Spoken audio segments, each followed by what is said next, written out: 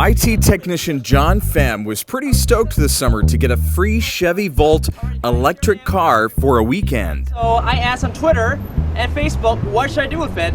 Chevy loaned him the car because he's an influencer, and he clicked on a perk online. What's all that? Well, he has a high Klout score. It's all part of the new lexicon of social currency, made popular of late by Klout.com. And what is Klout? Is the ability of a person to drive action. It measures not just how big your social audience is, but more importantly, how many people retweet and like your tweets and status updates and actively engage with them.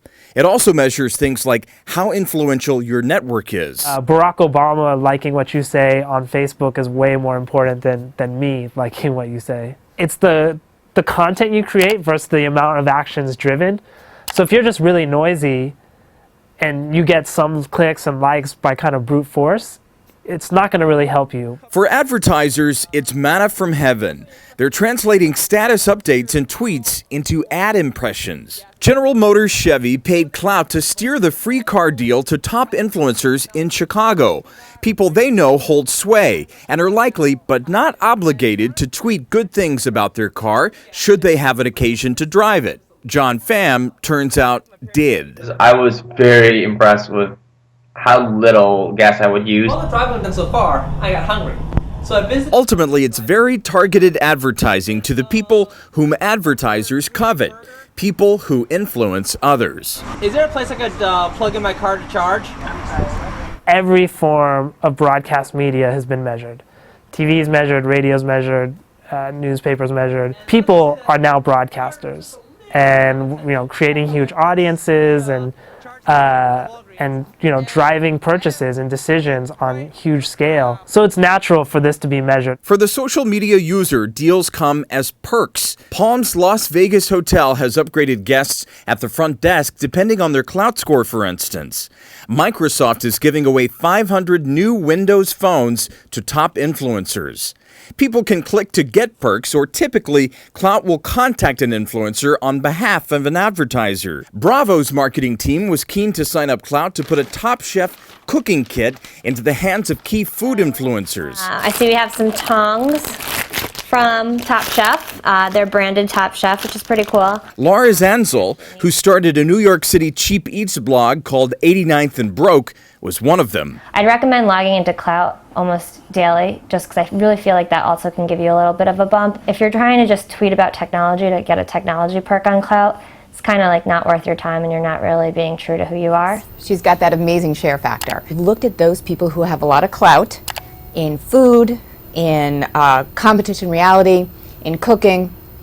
So the people who are really interested in these things and who are influencers, which means that they will then have people who want to hear what they're saying. Professor Scott Galloway incorporates social currency and Klout into his brand strategy class at New York University and bases a portion of his students' grades on their respective Klout scores. Well, it gets very competitive. We're big believers in winners and losers in this class and in general at the business school, and we highlight who's at the top of the list and who's at the bottom. Now I'm up to about 59 or 60, which is exciting. To motivate students, what does he threaten for low Klout scores? Public humiliation. The MBA students at the top will have special privileges afforded to them. I was able to attend an event that I wouldn't have normally been able to get into, which was pretty cool. And then at one point, the three at the bottom, the three lowest Klout scores who hadn't tweeted yet, were sent out of the room. Galloway is so sold on Klout that he hired one of his former students and Klout enthusiast, Linz Shelton, as an intern at his luxury brand think tank L2, where she challenged her colleagues to increase their collective Klout score to 50 over a few months this summer. She started a Tumblr blog filled with pictures of L2 staffers modeling particular ensembles, and then tweeted those pictures, only to have the makers of certain outfits in the pictures see their hashtags and engage. Often the brands would compliment us. They'd say, "Oh, Linz, I love your Theory jacket." Well, if Theory is complimenting me, pretty soon my Klout score is rising because I'm engaging with other high Klout, in this case, brands. L2 staffers succeeded and in fact surpassed their goal in increasing their average Klout scores by engaging in online social media conversations about relevant research and reports. They are getting a free trip to Mexico on their boss as a reward. Shelton has now developed a best practices curriculum on how to help people increase their Klout score. It comes down to being engaging and being engaged. She predicts a day when high social currency can rival high personal net worth, and when a high Klout score will be worth more than a black American Express, where high Kloutsters who drive purchasing decisions within their networks are given the same perks as high rollers and VIPs. A fashion night out party in Florida recently required guests to have a Klout score of 40 or higher just to get in. So what about metric fatigue? Why should a social media user care about Klout? It's the equivalent of brushing your teeth and combing your hair in the morning. It's the same courtesy to do that online to make yourself more appealing and so you can have more meaningful interactions. Users love it because they're getting access before anybody else to things that they're the most passionate about, just because they create great content online. And for the record, my Klout score is 51.